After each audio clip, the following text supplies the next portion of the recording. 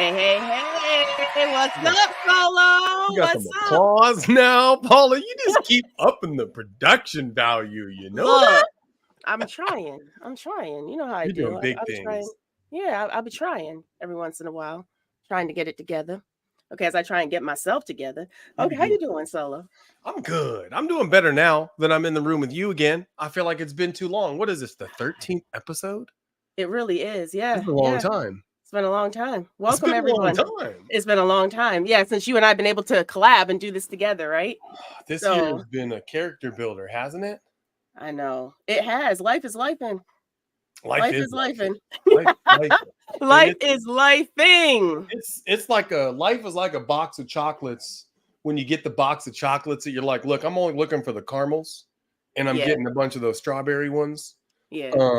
But hey, sometimes you got to eat the strawberry ones too, because they'll hit the spot sometimes. It's scary. I hear you. Okay, so you just took us back to Forrest Gump, but that's all good. Welcome everyone to the 13th episode of Keeping You Wise by Keeping It Real, where we bring authentic and real conversations to fuel the soul that you can share with others. As Solo said, welcome to the 13th episode, where we will discuss Shattering Ceilings, Women's Pathway to Success and Empowerment.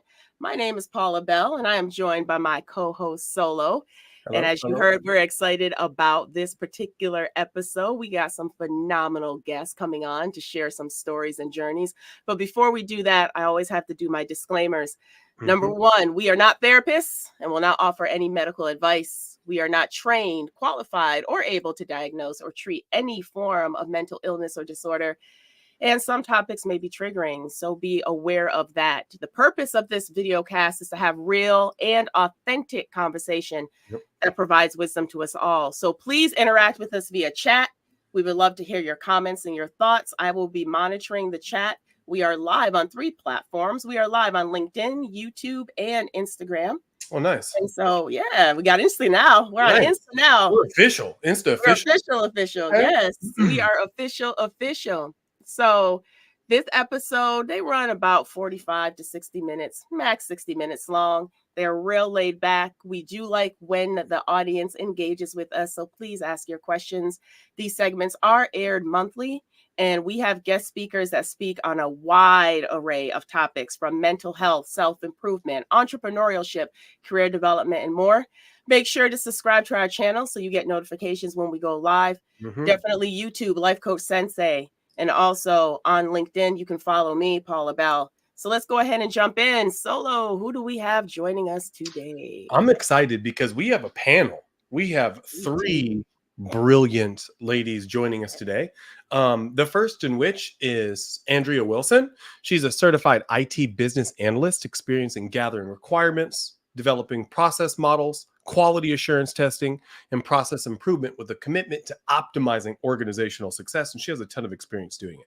She's driven, proficient with identifying risks, and skillful in developing efficient and effective business solutions, and always aims to create desirable user experiences while addressing business needs at the same time, yielding recurring customer returns and maximizing every organization she's ever been a part of and their operational success. So Andrea Wilson is the first one that we will bring to the stage with the effects.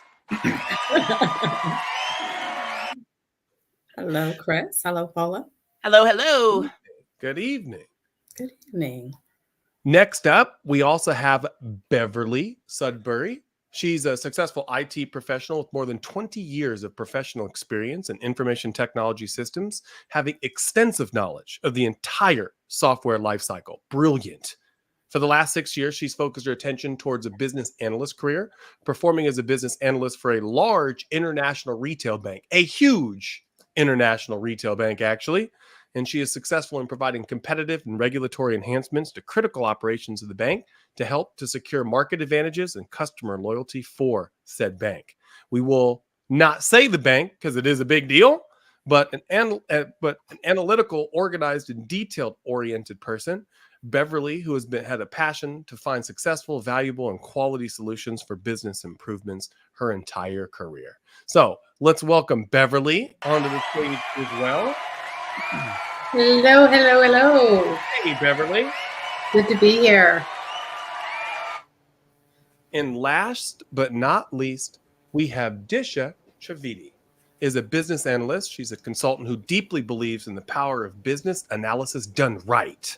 In addition to helping teams and organizations leverage the value delivered by business analysis, she is consistently demystifying the field of business analysts for a BA.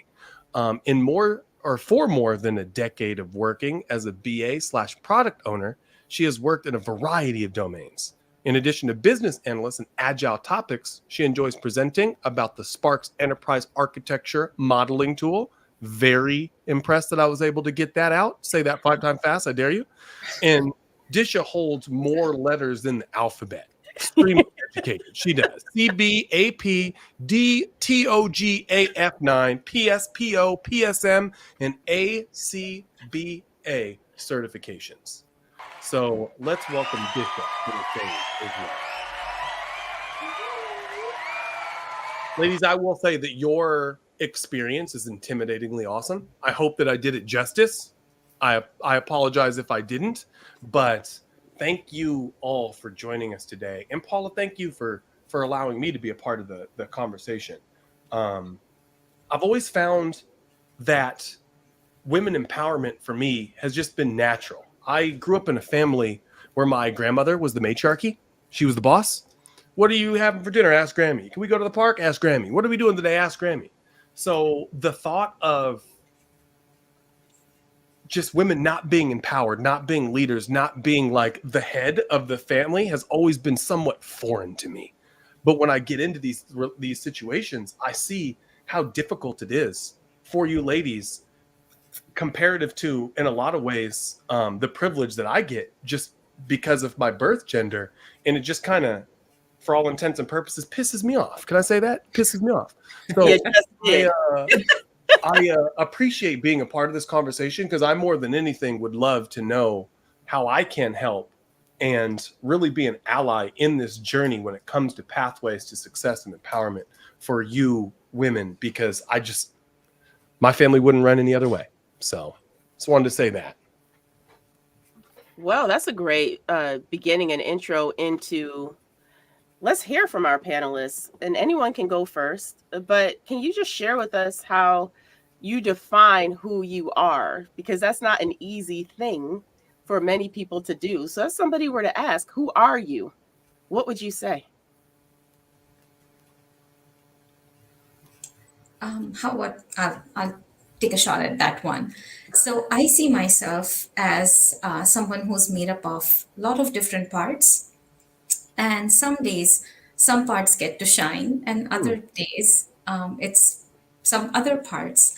And I think overarching all of that is the fact that I try to do my best in each of the roles that I play, and with the understanding that the best is going to differ from season to season, or like season of life, or just depending on what's going on, and that's okay. So yeah, just that's how I guess I would define myself. Very nice.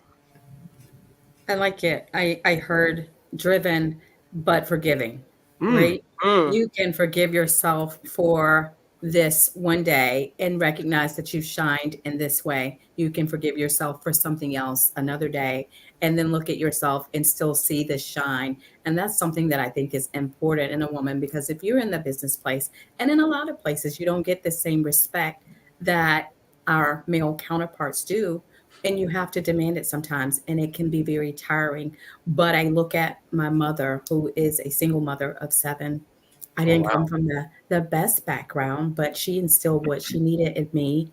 And I'm an only girl of those 7. Really? But I wake up every day and I say, okay, I got this. And sometimes I might not feel it inside, but I know it here. And I've got wonderful friends who will tell me. So I go out and I go get it. And that's who I am. I'm driven. I love that. And I have to say, Andrew, that's why you and I gel so well, because we're both only women, or only girls in our family. So that's one of the things. But for me, I'm a creature of evolution, and I have to say, I'm constantly learning. I'm constantly growing. I'm constantly challenging what I've learned from the past and how I grew up to where I want to go as a person. So I'm a really big creature of evolution, really big learner, constant researcher of life. That's me. That's amazing. And so the reason I invited the three of you, there was a fourth person I invited as well, but we all have worked together in a space, right? I highly, highly respect each and every one of you. I consider you all queens. That's just what I do. That's just who we are. I just like that mindset. And you all bring something different. Disha, you being of an immigrant coming over. Beverly, you came on the pod and you talked about MS and the impacts that has on you as a woman. Andrea, you came on the pod and you talked about moving from one aspect in your career to a higher level in your career and navigating that in a technology world which has been driven a lot by men, right? I mean, let's be real. I started in IT too, but all of you all have come from different journeys. So can you share your personal journey of navigating your career path as a woman? And what I also want you to talk a little bit about is the different dimensions of diversity that you have that have been maybe a challenge as you've been navigating your career path as a woman, not only because you're a woman, but because of other biases that people might have because of how you look, how you speak, how you move, how you talk, how you walk. I'd be interested to hear that. Not everyone jump on at once, right? That's a good question. Yeah, so I'll take a stab at this one. So as most of the people on this board, IT. So I started out in development world, and I was the only female in my class. Really? Only female.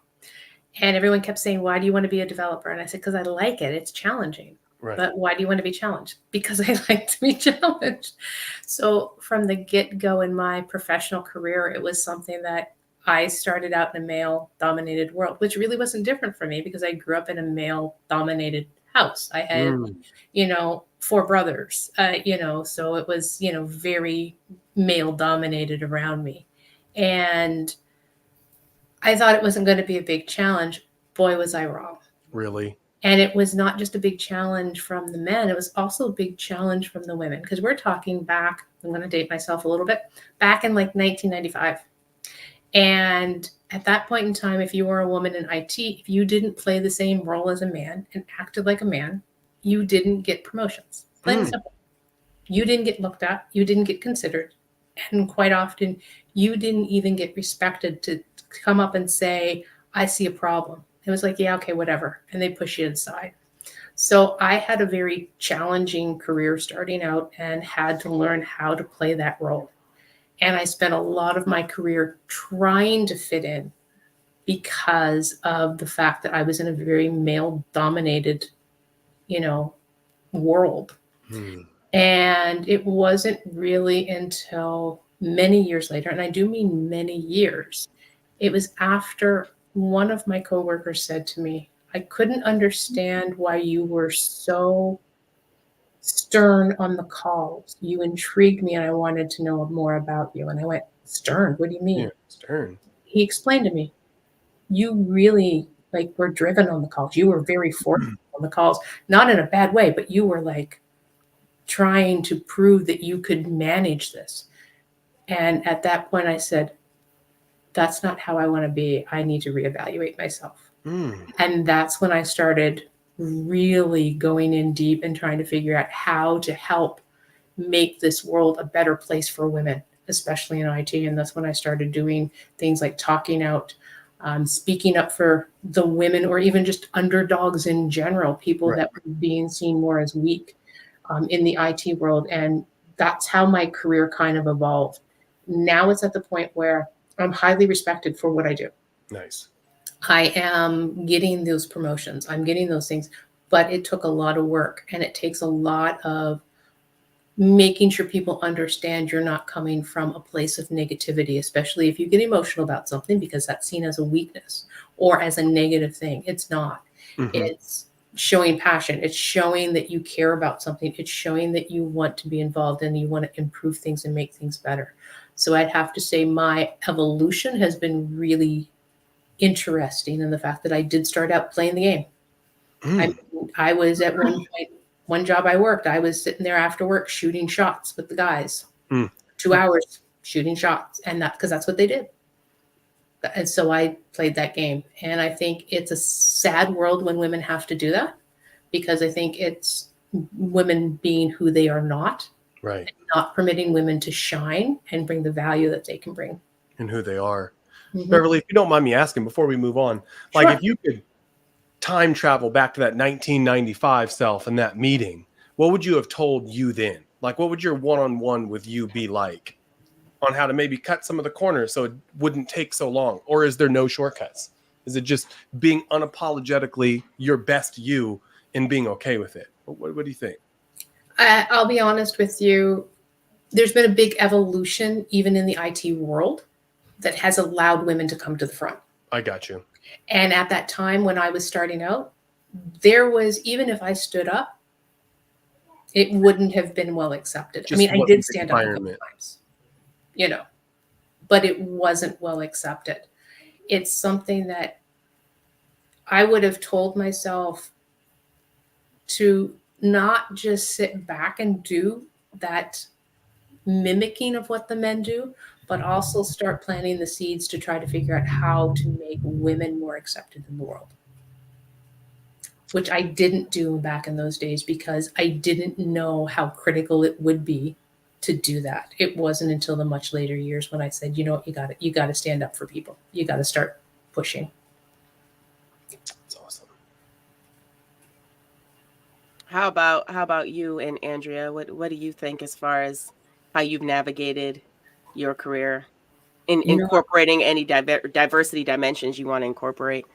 Wow. Well, they're the obvious ones, right? So I did things a bit different than Beverly. I started also in IT, which was not really the place where you'd see a lot of me.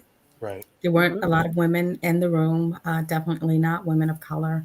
And I didn't do the play the game, which may have slowed things down a bit for me. I was just always me. And I didn't even recognize sometimes the microaggressions that would come. You go to a conference or you go to a meeting and you're asked if you're in the right place. Are you sure this is where you're supposed to be? And I didn't get it at first. And on my first career, I was also a developer on that first career job. One of the men said to me after a couple of months, gosh, you're not really an IT person. And I said, what do you mean? And he said, because you move a lot. You don't sit in your chair and eat Snicker bars and drink Cokes. You move around and you talk to people and you're social, and that's not an IT person. And I'm not sure he meant it as an insult, but it just it caught me by surprise. And I said, well, there's a stigma that I just don't fit. And that's fine. And I think the straw that broke the camel's back for me during that time was there's a big kind of when you first get here training thing, and it was a 6-month thing. And at the end of it, the director called me in and said, how do you think you did? What do you think you've done these 6 months? And I said, the same thing everybody else did. There was a formal training program and I made it through. And he said, but how do you think you performed with everybody else? And I said, why does that matter? Well, and then there was another young lady. He asked her the same question. She looked a lot like me, and she really got sad. And he gave her 30 days to find another job. And I said, why did you do that? And she said, well, why didn't you? And I said, I don't care how I performed against everybody else. I think I did just fine, but I wouldn't have told him that. So she ended up leaving, and she's not in IT anymore. And I just didn't like that, right? Yeah. And that was the changing moment for me. Well, I can do this, and I've been doing this, and I've been doing it ever since. And each time I find that I change position, if you climb the ladder, you have the same thing, right? There's the large group of men, and you still have to prove yourself, but you have to be driven enough to do it. and forgiving enough when you make a mistake, as Disha said, that you know what, you made a mistake. Everybody makes mistakes. It's okay if yours has been called out more than others, and it might be that you're being hard on yourself. Forget that imposter. Keep going where you're trying to go. Lay your path and keep fighting for it. And I started at that point mentoring because I want young women to know they have a place at whatever table it is. And that's just been it. And I keep going. And it's hard some days. I forgive myself or I pat myself on the back when there's nobody there to do it. And you just keep going. And yeah, it's hard and you have your moments. You can't show passion, not the way you want to, because if you speak up for yourself, then, you know, there's that stigma. Or if you really have a feeling that you're really emotional about, there's that stigma. So you've got all these other things to deal with. So how can you focus? You focus by keeping your eye on the prize, right? Forgive yourself, pat yourself on the back, keep your eye on the prize, and you say, you know what? My friend taught me this. I am calm and I am in control. My friend is laughing because that's who I learned it from. Wise words. Yes, very, very wise. How about you, Disha? I would love to hear, especially. So I'm going to throw something here at you that you're probably not expecting, but that's just what I do. But do you encounter any biases because you have an accent? How has that impacted your career path journey as you have been trying to get where you want to go in your career? Yeah, it's funny you asked that, Paula, because I remember when I started out as a developer as well, and then I wanted to become a business analyst, and that was one of my main fears, that I don't sound like most of my colleagues. So am I going to make it, right? And then I had this wonderful lady from Ecuador who was a business analyst in one of the organizations that I was working for. And she, she kind of held the light for me and she said that it does not matter. And she used to also have like a very heavy accent. And so she basically gave me the courage to just go ahead on this path. I haven't experienced any any special treatment because of my accent, but yes, I do. I mean, I do understand that, like, in spite of the fact that I've been in United States for like almost 20 plus years, but that is not something that, I have like taken on. So I do understand that, like, I I communicate differently, but it has been okay. I think the fact that I am a woman, a girl in computer science, and just IT in general, I think that has had more to play than anything else.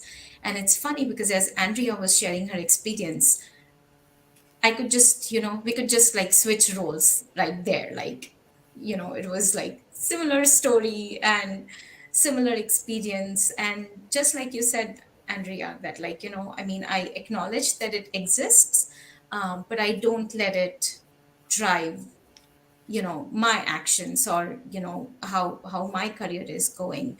Because even though I have had encounters where I feel like I've had to prove myself to the men at my workplace more so than like maybe other men would have to do. I've also been fortunate to have had like amazing men who are my managers or my mentors. So I think I just acknowledge that it both exists and then just keep moving forward. So let's hear from the man on the call. So how you feel about all of us IT women saying that? I'm glad, because if I ever have any issues with this bad boy back here, I know who to call. Like, you all are experts. With that said, I am curious. Like Andrea, you said, and Disha, you co-signed it, that you have to fight that imposter, right? And me personally, I get imposter syndrome. Like, I'm not good enough. maybe they're all right. Maybe they're just going to find out that I'm not who I think that I am and say that I am. And I fight that. And I don't have any like systemic things in the back echoing, hey, maybe you're right. Maybe you're right. And you do. So like, how do you fight the imposter syndrome from a place of vulnerability like that, when I, from a place of privilege, almost lose the battle every day to it? Like what do you do? What do you say? How do you pick yourself up? How do you keep pushing? Well, So I just gave you one, right? The I am calm and in control. That is one. It's a mantra. You have to find your mantra. You also have to find your place where you can re-energize. And you have to learn those things about yourself. You have to learn when to take a time out. Tisha, we've talked about this. When you've got to take a time out and be okay with doing so. And you have to know who you are. You have to be solid about who you are. And you surround yourself with people that will remind you of who you are. And that can be a huge help. That's awesome. Any other thoughts on imposter syndrome? How do you all fight it? I think for me it was I've been in my career for 15 some years. And like Beverly said, I think I'm a lifelong learner as well. Mm-hmm. I'm always looking for, how to improve my skills and what to do and how to be the best version of myself. And talking about imposter syndrome, I think having 15 years of, oh, I could be doing this differently. Oh, how could I, I was wrong on this area, and like how can I do things differently there. I think what I realized is that just like everybody else, I have my strengths as well. I have my strengths and weaknesses. Right. And by paying attention to so much of the imposter syndrome, I'm not letting my strengths shine through. Right. So I think there came a point in my life, in my career, where I said, I am enough the way I am. I am going to continue learning. That's never gonna stop. I will continue to make mistakes as well. That's not gonna stop either. But I am enough as I am, and I have something that I bring to the table. So I think that kind of helps. Or in other words, age helps. Wisdom, right? It's that wisdom you learned along the way. I love it. I am enough as I am. I love that. I am calm and in control. And Andrea, I don't know if I was picking up what you're putting down, but Beverly is the one who hit that one. Beverly, Yeah. that seed for me. Yes. That's awesome. That's awesome. And I got it from someone else. So I'm just passing it on. The pay it forward thing. Paula said it. No, it was someone else. It wasn't Paul. It was someone else. But yeah. How I would say how important is for that someone else. I know, Andrea, you said like you surround yourself with people that just care about you, love you, will remind you of your own somebodyness when you're in that pit. You can't remember it. Like, do you all each have those people or those folks close? Can you think of that person right now? Give a shout out to that person for picking you up, pushing you forward. I can tell you Paul is one of those people. I was in a real dark place at one of these large lending institutions. Don't even get me started about large lending institutions. But it was hard and it was dark, and I was dealing with that imposter syndrome more than ever. And she's the one who reminded me of my own somebodyness. So in a lot of ways, I'm here now because of you, Paul. So thank you. So anybody you would like to give a shout out to? Any women in your life? Any people that kind of pushed you along the journey? There's 3 ladies on this call that have been huge inspirations to me over the last 4 or 5 years. So, I would have never, if it wasn't for people like Paula and Disha, I would have never even thought about doing any type of instruction. Both of them, Disha gave me, I'm going, Disha does this, and she actually taught me. She was actually my instructor at one point. And I'm like, I want to be like her. And that's exactly what I said one day. And then Paula was like, you're fit for this. You can do this. And then Andrea has been an inspiration and just reminding me every day not to forget to look at the wonderful things in front of your face and appreciate those things and those people and say thank you. So, you ladies have been a wonderful inspiration to me. That's awesome. I don't think I could have said that nearly as eloquently as Beverly said. And it's funny because she's right. I've had the same experience with Paula. I've had the same experience with Disha, and you've already heard what I've had to say about Beverly. But on top of that, you know, in your everyday walk, there's always somebody that's going to be there. And you hold on to that inspiration and you remind them and they remind you and you just keep living it, right? So sometimes it's a place you run to. It becomes your prayer closet. It becomes that place of meditation. It becomes that mantra that you have to go look for sometimes. And sometimes, like you said, Solo, it's dark. It is dark. But you've got to rise out of there because you've got somewhere you want to be, right? Your drive says you've got somewhere where you need to be. No matter what's happening, you are enough. So go out there and show them. Yes, same thing. I think, having worked with the three ladies that are on this call, I have always taken away so much from my interactions with you guys. And I think I've also learned that oftentimes we will be surrounded by people who are cheering for us. And then there will be times when we just don't have access to them. And Right. that is when we need to look within and have that strength to treat ourselves with the same compassion as we would treat each other or a friend or a colleague. So yeah, I just try to remember that, I guess. So I have to jump in here and I have to give honor to some people myself. So yes, definitely you three ladies. We went through some things last year. Right? We did. We went through some things last year. And the thing that I loved is no matter what came our way, what I loved the most is that we stayed unified and we supported each other and we checked in on each other and it was authentic.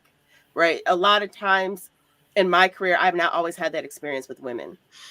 I have actually gotten along better with men as I've worked through companies. Because it's just, as women, we're all trying to survive. We're trying to do that thing.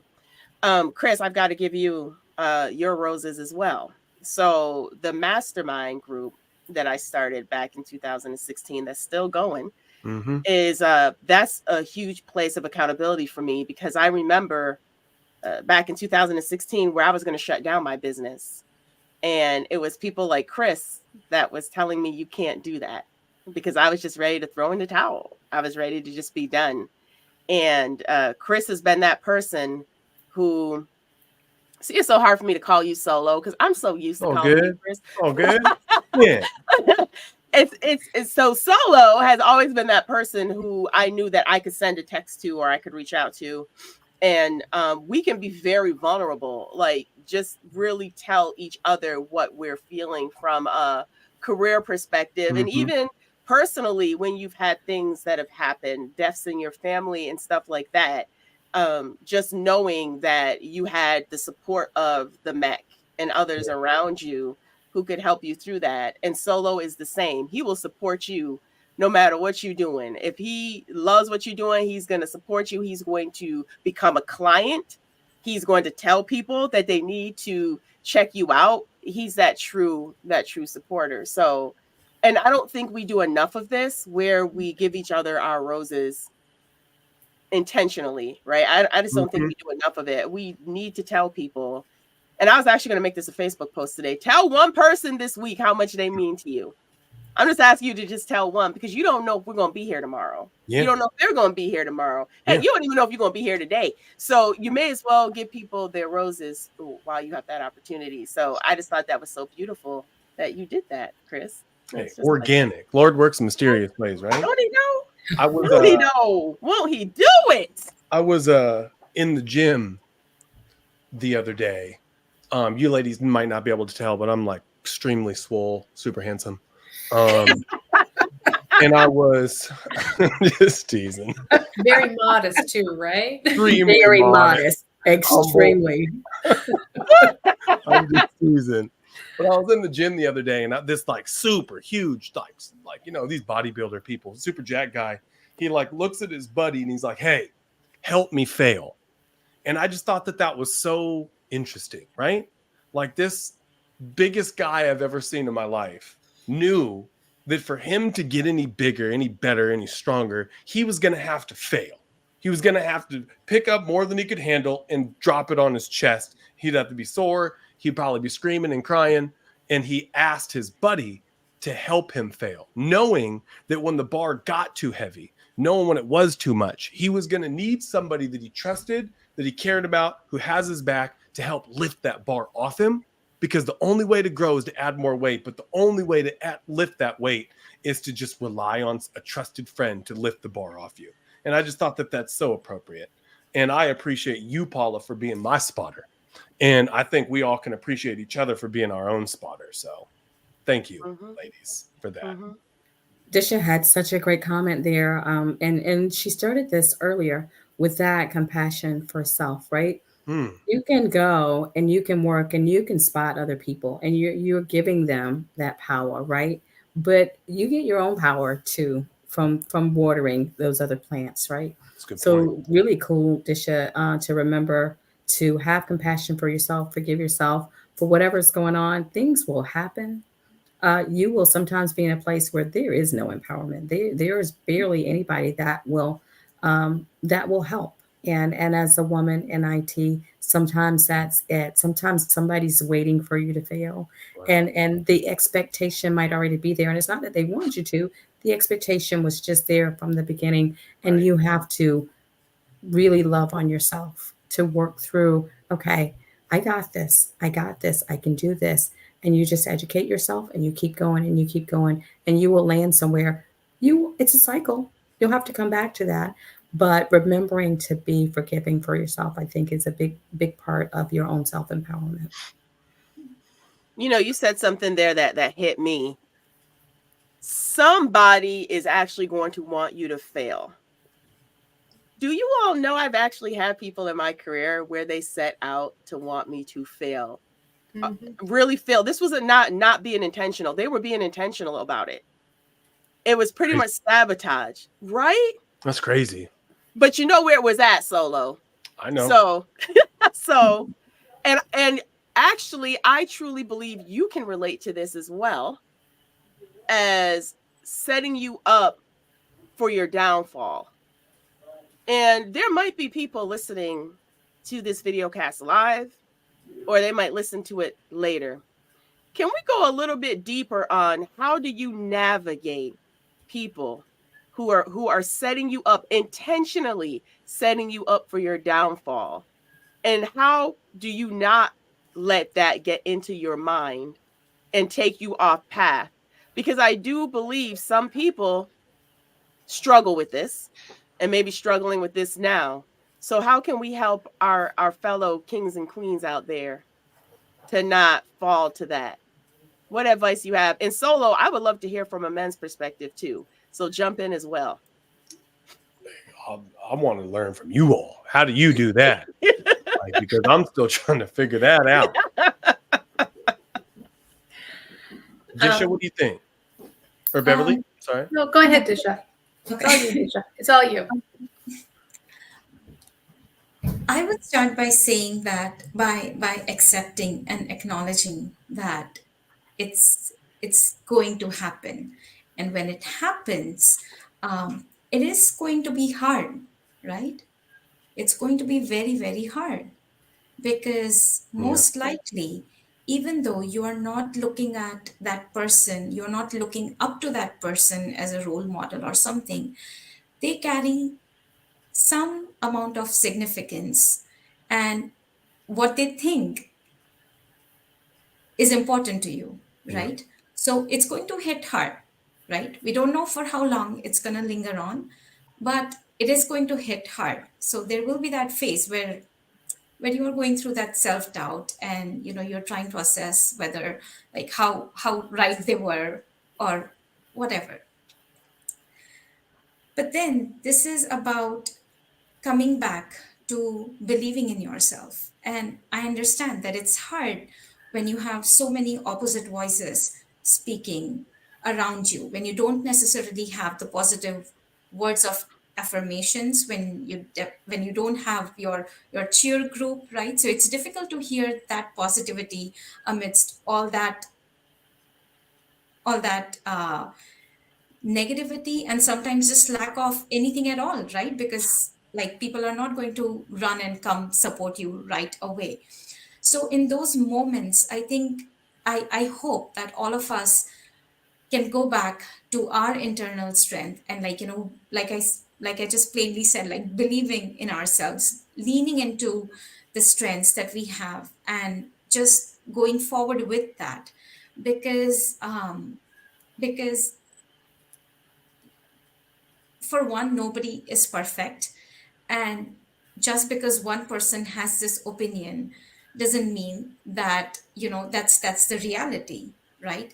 And I don't know, even if it is a reality, maybe there is something that can be done about it, but that is not a fixed, um, the word that I'm looking for is like a prediction. Yes, it's not like a prediction that's going to, it's not like fortune telling, right? So it's ultimately you who is in charge of your future, and even of your present, right? So just knowing that you have that power. Did I lose you guys? Nope. No, you're there. You're Just knowing speaking that you have truth. that Keep going. power. Yeah, just knowing that we have that power within ourselves, and also acknowledging that it will be preceded with a dark, a dark period. Just knowing that, I think. um, yeah. That's What good. did you have to say, Beverly? I'm curious.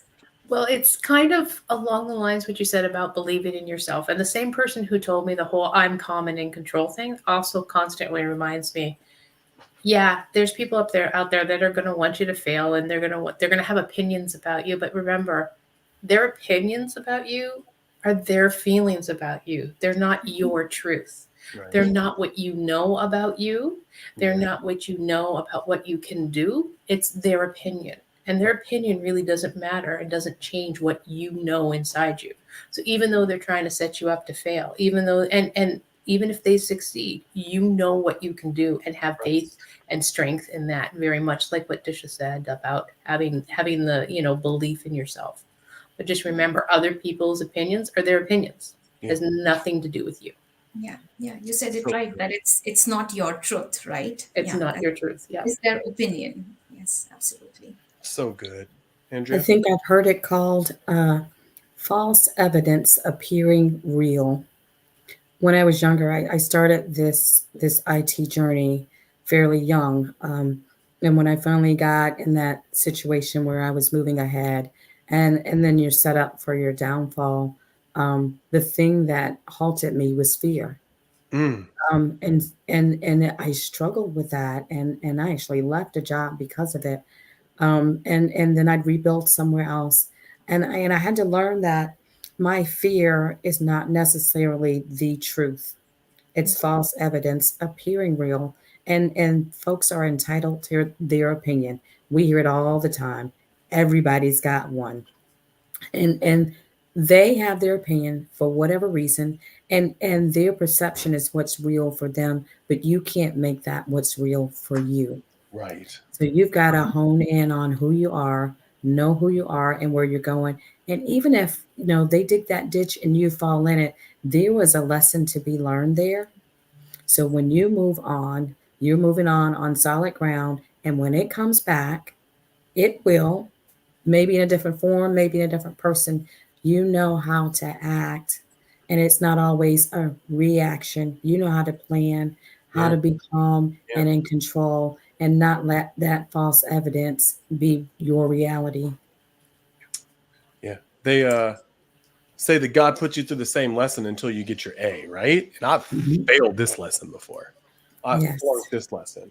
I had a situation where I got a job that another person went for. And then this other person reported in through me because they didn't get the job. And they were actively trying to, point out all the things I was doing to essentially justify why they should have got the job and I didn't get the job. And what I did, played up to them. oh, I want them to like me. I want them to accept me. I think that maybe if I act this way or move this way, you know, maybe we could solve it and fix it. And it didn't work.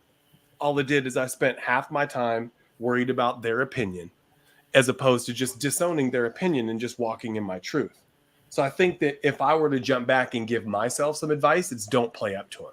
It's also not like do the opposite, right? I've seen other people that try to like battle and fight these people, right? It's like adversarial things, me versus them. They're trying to fight me, so I'm gonna fight back. And I wouldn't recommend that either. I guess if it was me and I was going back and giving myself some advice, I'd say the opposite of love isn't hate, it's indifference. Like you don't have to love them, you don't have to hate them. You just have to kind of, if that's what you think, and keep doing and being your best self. But also don't be stupid. Know that poisonous snakes in the grass can bite and poison you. So govern yourself accordingly and don't allow yourself to be so cavalier that you get bit or trapped into something that could hurt you. So that's probably what I'd tell myself. You all are so nice. Because I get a punching bag and I be looking at that bag like it's their face. And I'll be going to town, boy. I'll be like, look, I can't do it in real life, but I can sure act like I can. I got a couple of voodoo homies. We'd make some dolls. Just to get that aggression out. Y'all so nice. No, actually, I don't act out like that. Well, no, I do. I do in my own personal space. But when I go into the workplace, I don't act out like that. But I do think you need an outlet. You need to vent. You need to, that's a lot of energy that person is pulling from you, right? And then you have to check yourself and say to yourself, why am I allowing this person to have so much control? Because essentially that's what you're doing. You're relinquishing your control and your energy to this other person that they're impacting you so much that they just messing up your day. Just seeing their face make you mad. Just hearing their voice on a call make you mad. Just seeing their name pop up on Zoom gives you anxiety, right? So then you have to really think about why you allowing this person to give you, why you giving up that much control to that person, right? So it is really back to, you can only control what you can control. So they're going to feel how they feel. And you can't let their feelings dictate who you are. You have got to be really strong in who you are and what you believe in, because that's really important. And I'm going to segue a little bit because I got to give honor to my grandmother, because my grandmother was one of those people who I truly believe I got my work ethic from, who I truly believe the way I'm conditioned from what I would see her do, as how she would be of service to people and how she would help people, no matter how she got treated, no matter who talked about her behind her back. She was always a mother to everyone, right? And so a lot of times that's what keeps me grounded. I'd be interested to hear from, and Solo, I'd actually be interested to hear from you as well. Who is that woman, since this is Women's History Month? Who is that woman that has inspired or influenced you being the woman you are today and walking the journey you are today, and why? Ladies first. I'm going to have to say my mother. And my mother was a wonderful woman. She had her faults. We all have faults. Yeah. But my mother was always one. And this is what really struck me, is everyone always said how well she listened to people. She didn't talk. She would listen to people and let them express what they want. And then she would be empathetic towards them. And that's how I wanted to be. And even to this day, there's a lot of times where I stumble and I forget about that. But then my mother's face bit comes up, which is not too hard because I look identically like my mother. And I remember it's better to be kind to people no matter what than it is to be nasty towards them. But it is also good to give people their space, because quite often when people are being angry or nasty, it's coming from fear, and they just are afraid that no one's going to give them their space to talk. Yeah. If you let people give them their space to talk, the things will calm down and you can come to a resolution. It may not be the perfect resolution, but you can come to one. Love that. My grandmother was very amazing. She also had a lot of boys, and my mother was an only girl. Um, but no matter what happened, every Saturday, didn't matter who was mad at who or who did what or whatever happened, we had to be together. And she didn't roll with an iron fist.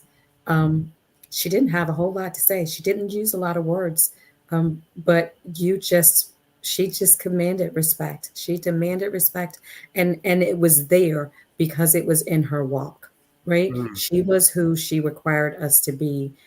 So that was a very eye-opening thing.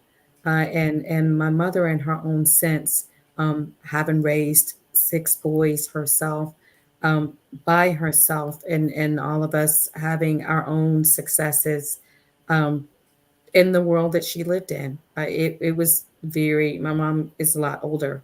I just have an amazing respect for how she was able to put those feelings in the box and still be who she needed to be. And I look at it now as a child.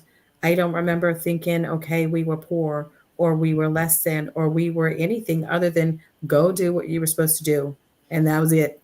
You come home and do what you're supposed to do, and there was not going to be a fuss about it. There's not going to be anything. She commanded that same kind of respect. So I realized, okay, the world is against you. The world can be on your back. The world can be anything, but you still have to be you.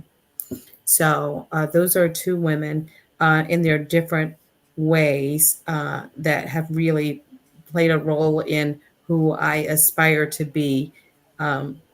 And what I want to be for my daughter. Love That's that. so beautiful, That's awesome. Andrea.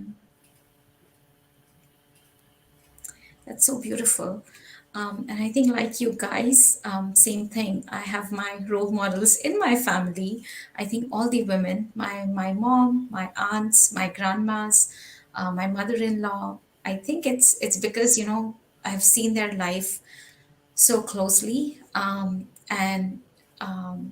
I I've seen them through different experiences and stuff, that just makes me follow in their path. My mom and like my entire family, we came here when my mom was in her late 30s, and my parents are in IT as well. And the time when we came, it was the year of 2000. So getting an IT job was very difficult. And I remember my mom taking up like a physical labor job because she was so determined that I was going to go to school here. Hmm. And then, at the same time, she used to study and like, apply for jobs and just so much. And just that grit, um, it's something that has, stayed with me. And it's very inspiring for sure.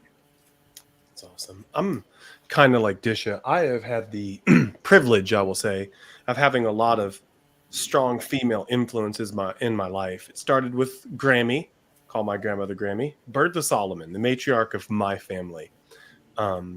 She was strong, but she was kind. She taught me the love of God and never get my praying knees lazy. She's always there to help mentor and push me to be my best, and the whole family. I have my mom. My mom is my heart. Say my dad is my brain and my mom is my heart. And she's just, if I'm ever feeling this imposter syndrome, she's one of the women that I could always call and will remind me of my somebodyness. And I love her for that. And I see her do that for everybody. Then I have my wife. I see her sacrificing her health and her sleep and so much for my boys. And I look back and I think of all of the women in my life, and one consistent is that sacrifice. Like I've never once seen any of these incredible women in my life put themselves before their loved ones or their families. And I don't know if that's like I look at my wife, for example, like I go to the bathroom and my door's locked. My sons knock on the door, Daddy, hey, I'll be out. She doesn't get that privilege. They're on her lap. They're jumping around. They're doing all this stuff. And she's like just even sacrificing bathroom time for the boys. And I just appreciate all of the women who literally made all of the babies and have sacrificed their health and their time and their everything to make sure the world is a better place. Like it's literally ingrained in you. And I just really appreciate you for it. And I really appreciate all these women in my life for doing it for me, because I wouldn't be here without them, for sure. Well, alrighty then. That's a great tribute. But that's not the end. I have one more question for y'all. One more. Just one. What is one piece of advice that you want to leave with those who are watching us live or will watch this podcast later? One piece of advice. Oh, I love that question. I'm sorry. I'm going to jump right in and go first because Solo said something that reminded me of something that happened to me. I was actually in seeing my primary care physician from many years ago, and he asked me a question. He said, "Who's in your top 5?" And it was just such a random question. What do you mean? And he said, my wife and I had gone to some event they'd gone to, and they were asked to write down their top 5. And he wrote down his and she wrote down hers. And he said, they gave them up and they looked at him and he said, my wife was not in her own top 5. Wow. He said, I was astounded. He said, and then I was embarrassed because I was way up high in my top 5. And he said, that's just a thing about women. You don't do that. So I just want to know. And no, I didn't make my top 5. And I'm kind of like Solo. You don't get the alone time. You eat last, and your food's usually cold. And most of us know this because we are caregivers, nurturers. That's kind of, I think God gave men reminders, like the grass grows, and you walk out the house and you say, "Oh, I gotta cut the grass." No, we're just expected to know all this stuff, right? And we just are nurturers that way, but we forget to make sure that we are taking care of ourselves. So I would advise us to remember to make your top 5 on a regular basis. Make your top 5. It's not going to take away from who you are, and it's not going to take away from what you're giving to the world, to those people that you care for. In fact, if you don't, those people might lose because you're not enough of yourself to do what you need to do. So good. Love it. Beverly, what's your one piece of advice? I would say to everyone, never give up on yourself, no matter what. No matter how dark it gets, no matter how hard it gets, never give up on yourself, because you have to remember that what you believe about yourself is your truth. And if your truth is that you're worthless, well, then that's what you're going to think, and that's not right, because everyone matters. So never give up on yourself. Love that. I love it too. You get to create your own story, right? Very true. Yeah. I'm going to say that don't be too hard on yourself. Yep, it's good. Yeah. Don't seek external validations. Don't give that too much importance. You know what's right, and just try to listen to that voice. It'll all work out. You know what, Disha? You're the second person that has said that in my presence today. Today? Yes, today, because I've been very hard on myself the last couple of days. And the one who told me, you're calm and in your control, you're calm and you're in control, was the one who said to me today, stop being so hard on yourself. Well, you know what, Beverly? Stop being so hard on yourself. That's the Thank you. I will try. That to you today. I'm hearing confirmation. It's confirmation. 2 or 3 agree, right? I would say that. So, as a leader at my company, we do these things like we give like talks and meet and greets, and we have different things like voice of our learner sessions and roundtables and things of that nature. And one of my leaders, my direct reports, she's incredible. She said, Solo, one thing that I'm sure of is that when people look at us, I think that our brothers and our sons would see opportunity, be excited about them climbing the ladder and becoming leaders and the best that they could be as well. But I'm just not too sure our sisters and our daughters will see the same thing. So as a leader in a position of power, it's my job to intentionally see the water as a fish, because I'm a man. Like I see the world as the world, but I have to intentionally see the inequity and put myself in a position where diversity and inclusion is something that I do on purpose. I have to make sure that when we're doing our roundtables, that it's not just me leading one of them and my direct report, Brian, leading another one, but it's me leading one of them. And one of my direct reports, Ophelia, leading the other one. So our brothers and our sons and our sisters and our daughters could all see people that look like them in positions of power and authority and think that it's possible. So I would tell my fellow gendered compatriots to be more intentional about the people that you put in visible positions of authority, and to make sure you're intentional about the diversity of those people to ensure that everyone feels like they could continue to be their best and power to move up. That would be the advice that I'd give. Wow, so that means I have to give advice too, huh? See, I wasn't prepared for that piece. Hit it, Paula. So, hit it. I would say my piece of advice is don't let anybody else write your narrative. Oh, I like that. Your journey is your journey. And don't let anybody else try and tell you what your journey is, or what your truth is, or what your reality is. But on the flip side, take time to actively listen to others and to show empathy, and don't write their narrative either. Let that reality, that is their reality, whether you've experienced it or not, but it's theirs. And so don't try and write their narrative either, but just be true to who you are, and don't ever lose your integrity to get into a position. Don't ever lose your character to get into a position.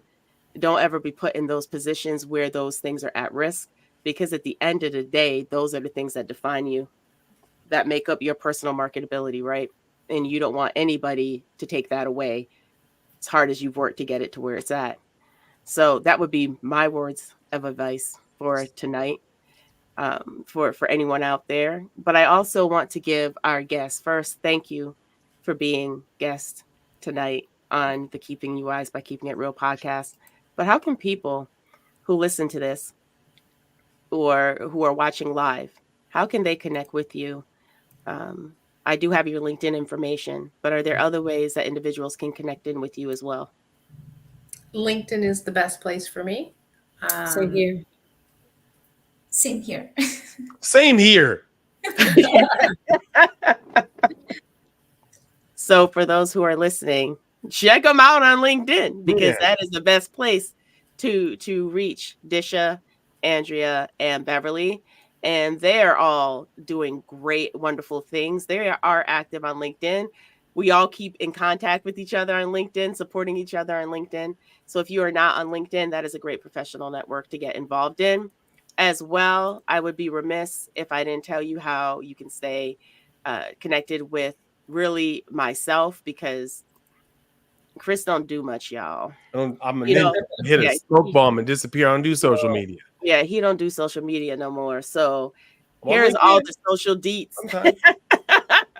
Yeah, sometimes I do catch you on LinkedIn where you put some knowledge out there or support somebody or promote somebody.